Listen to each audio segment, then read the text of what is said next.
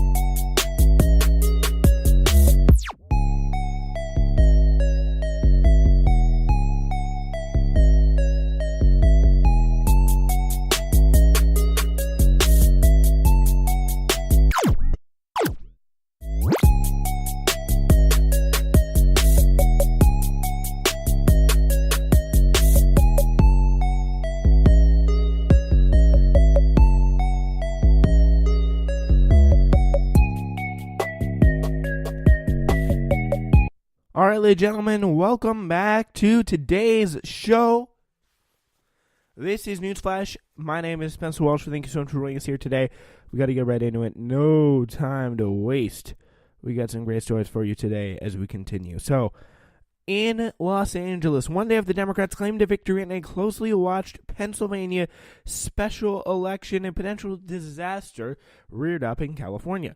In a state that's central for the battle of the controlled House, the Democrats emerged from a filing deadline late Wednesday, resigning the possibility that no Democratic candidate will appear on the November ballot in several key House races. How is this fucking possible?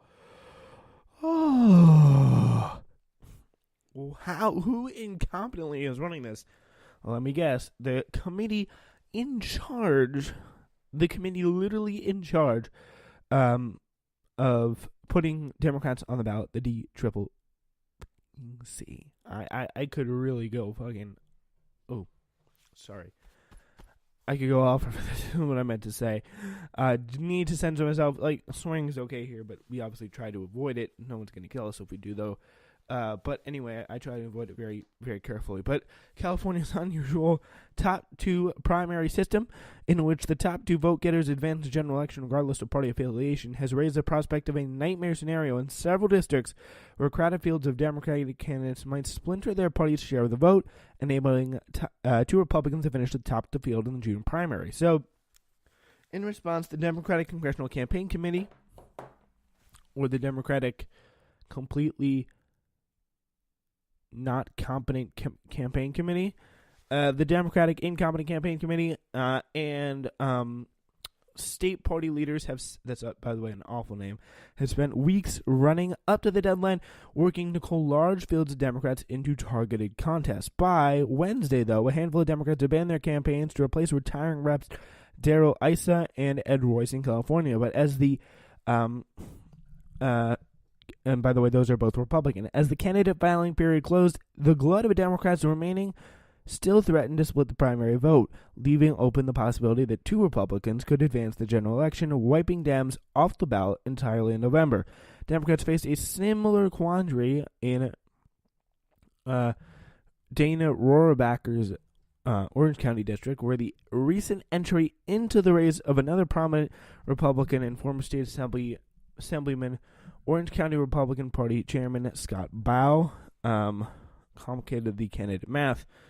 Derry Saginaw and Rob Pyers of California Target Book, with 8, which handicaps races in the state, wrote an analysis for Politico that which 8 Democrats competing for between 40 and 50% of the district's traditional Democratic vote. So it's 8 Democrats competing for this district's vote.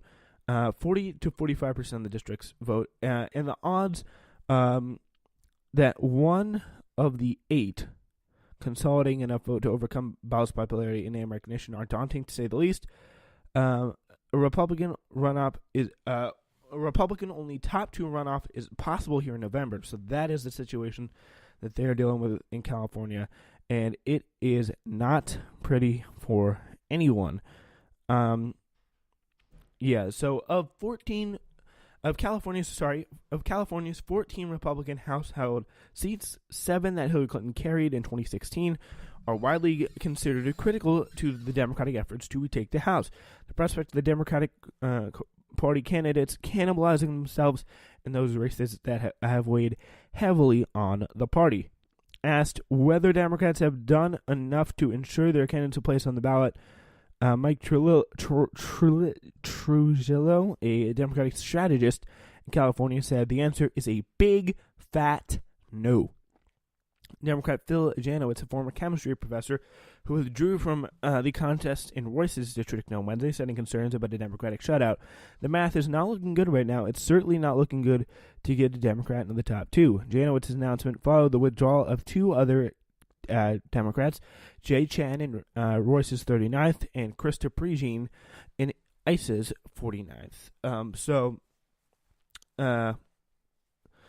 Eric Bauman, who's the chairman of the CDP, the California Democratic Party, said multiple Republicans running in those districts, especially in Issa's where the GOP candidates outnumber the Democrats, will likely fracture the Republican vote as well. So the situation goes both ways. So we just need to change things up here a little bit.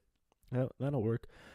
Anyway, hopefully things turn out right over there. That's definitely a story we will be watching in the future. But now to Washington. During the Nuremberg trials after World War II, several Nazis, including top German generals Alfred Jodl and Wilhelm Keitel, claimed they were not guilty of the tribunal's charges because they had been acting at the directive of their superiors.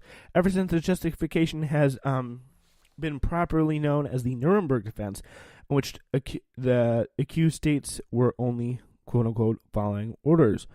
I was just following orders. That's the main defense here. The Nuremberg judges rejected the Nuremberg defense, and both Jodl and Keitel were hanged. The United Nations International Law Commission later codified the underlying principle from Nuremberg as a fact that the fact that a person acted pursuant to order of his government or of a superior does not relieve him from the responsibility under international law, provided a moral choice was in fact possible to him. This is most likely the famous declaration of history in the history of international law, and is as settled as anything possibly can be. It's settled. You can't just say you're following orders. However, many members of the Washington, D.C. elite are now stating that, in fact, it is a legitimate offense for American officials who violate international law to claim they are just following orders. And there's some of the Nazi leaders. There's a picture of them. Amazing picture of them. Back there, all out in black and white, sitting there on the Nuremberg trials, and with the whole world watching, held between 1945 and 1946. Specifically, they say Gina Haspel, a top CIA officer whom Donald Trump has designated to be the agency's next director, bears no responsibility for the torture she supervised during George W. Bush's administration. Haspel oversaw a secret black site in Thailand at which prisoners were waterboarded and subjected to severe forms of abuse. Haspel later participated in the destruction of the CIA's videotape of some of its torture sessions. There is informed speculation that part of the CIA's motive for destroying these records may have been that they showed operatives employing torture to generate false intelligence used to justify the invasion of Iraq. So, that would be pretty big because they needed some justification of Iraq, and they needed it fast because people weren't exactly happy about it. John Kiriakou, a former CIA operative who helped capture many Al-Qaeda prisoners, recently said that Haspel was known to some of the agency as Bloody Gina. Bloody Gina. That was kind of her nickname. Oh yeah, Bloody Gina. She loves torture, and I started calling her a torture queen from the day she was hired.